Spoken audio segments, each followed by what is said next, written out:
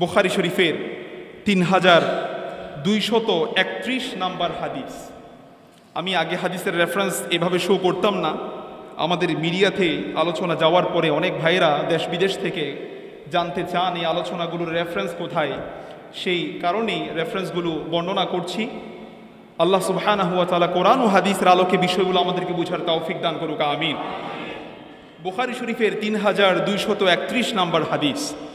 আমার নবী দাওয়াত নিয়ে যখন তায়েফের ময়দানে গিয়েছেন, সেখানে দাওয়াত দেওয়ার পরে দুর্ভাগ্য তায়েফবাসী, তারা ইসলাম তো গ্রহণ করে নাই, নবীজির বিরুদ্ধে মানুষদেরকে লালিয়ে দিয়েছেন, মানুষদেরকে লাগিয়ে দিয়েছেন, এই ব্যক্তি পাগল, তোমরা এই ব্যক্তিকে আক্রমণ করো। নাউজুবিল্লাহ বলেন। নবীজির শানে যত নির্যাতন কষ্ট সব কিছু দিয়েছেন। আমার নবী হয়রান হয়ে ক্লান্ত হয়ে যখন বসে পড়েছেন, তখন আল্লাহ তাআলা জিব্রাইল আমিনকে পাঠিয়ে দিয়েছেন। সুবহানাল্লাহ। জিব্রাইল আলাইহিস সালাম এসে বলছি, ইয়া রাসূলুল্লাহ, ইন্নাল্লাহা ক্বাদ সামিআ কওলা কওমিক, আপনার এই তায়েফবাসীরা যত কথা আপনার বিরুদ্ধে বলেছে, যত নির্যাতন আপনাকে করেছে, সমস্ত কাজ কথা আমার আল্লাহ দেখেছেন এবং শুনেছেন। সুবহানাল্লাহ। আমার আল্লাহ তায়েফের দুই পাশে দুইটা পাহাড় ছিল, ওই পাহাড়ের ফেরেশতাদেরকেও জিব্রাইল আলাইহিস সালামের সাথে পাঠিয়ে দিয়েছেন। সুবহানাল্লাহ। পাহাড়ের ফেরেশতারা এসে বলছে, আসসালাতু ওয়াসসালামু আলাইকা ইয়া রাসূলুল্লাহ, ইয়া রাসূলুল্লাহ, আপনাকে সালাম দিচ্ছি, আল্লাহর পক্ষ থেকে আদেশ হয়েছে, আপনি শুধু বলতে দেরি, দুই পাহাড়কে লাগিয়ে এই গোটা তায়েফবাসীকে আমরা জের ও জবর করে দিব, উল্টো করে দিব, আযাব নাজিল করে দিব, শুধু আপনি একটু বললেই হয়ে যাবে। সুবহানাল্লাহ। আমার নবী বলছেন, কি বলেছেন জানেন? আমার নবী বলেছেন, তারা হয়তো আমার বিরুদ্ধে বলেছে, আমাকে হয়তো কষ্ট দিয়েছে, তারা হয়তো বুঝে নাই, কিন্তু তাদের পরবর্তী জেনারেশন, তাদের সন্তানরা যারা আসবে, তারা হয়তো আমি নবীর সিলসিলায় ইসলামের ছায়াতলে তারা আগমন করবে। সুবহানাল্লাহ। তাদেরকে যদি আজকে শেষ করে দেওয়া হয়, পরের প্রজন্ম তো আশা করতে পারি না, আজকের মতো ছেড়ে দেই, পরের প্রজন্ম হয়তো ইসলামে চলে আসবে। আমার নবীর জবান থেকে বের হতে দেরি, তায়েফের পরবর্তী প্রজন্ম, গোটা তায়েফ ইসলামের সুশোভিত কেন্দ্রে পরিণত হয়েছে।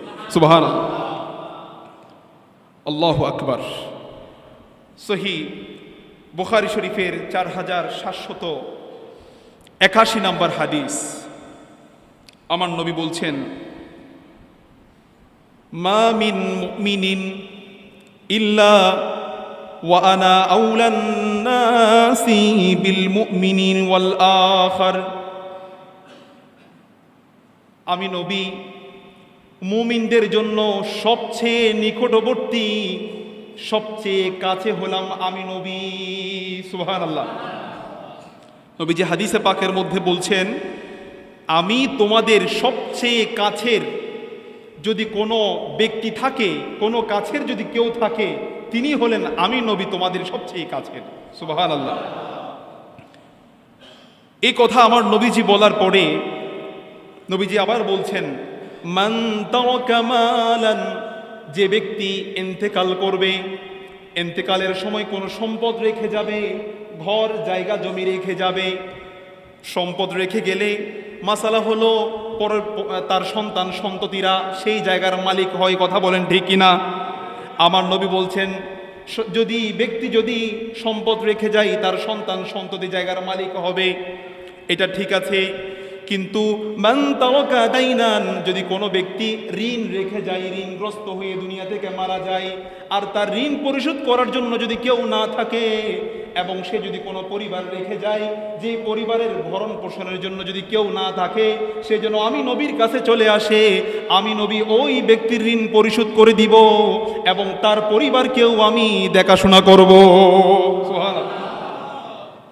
আমি তোমাদের এত কাছে, আমি তোমাদের নিকটবর্তী হওয়ার কারণে তোমরা যদি কোনো কঠিন মুসিবতের মধ্যে পড়ে যাও, যাওয়ার সময় ঋণ পরিশোধ করতে না পারো, সন্তান সন্ততি রেখে যাও, যাদেরকে দেখাশোনার কেউ না থাকে, আমি নবী দেখাশোনা করব, ঋণ পরিশোধ করব, কিন্তু সম্পদ রেখে গেলে আমি নবী নিব না, তার সন্তান সন্ততিরা সেগুলো গ্রহণ করবে। সুবহানাল্লাহ। তো নবীজি মুমিনদের অতীব নিকটে। আমার আল্লাহ বলছেন, আন-নাবিয়্যু আউলা বিল মুমিনিনা মিন আনফুসিহিম, নবী মুমিনদের অন্তরের চেয়েও আরো বেশি কাছে। সুবহানাল্লাহ। এজন্য নবীজিকে আমরা হাজের নাজের মানি, কথা বলেন ঠিক কিনা?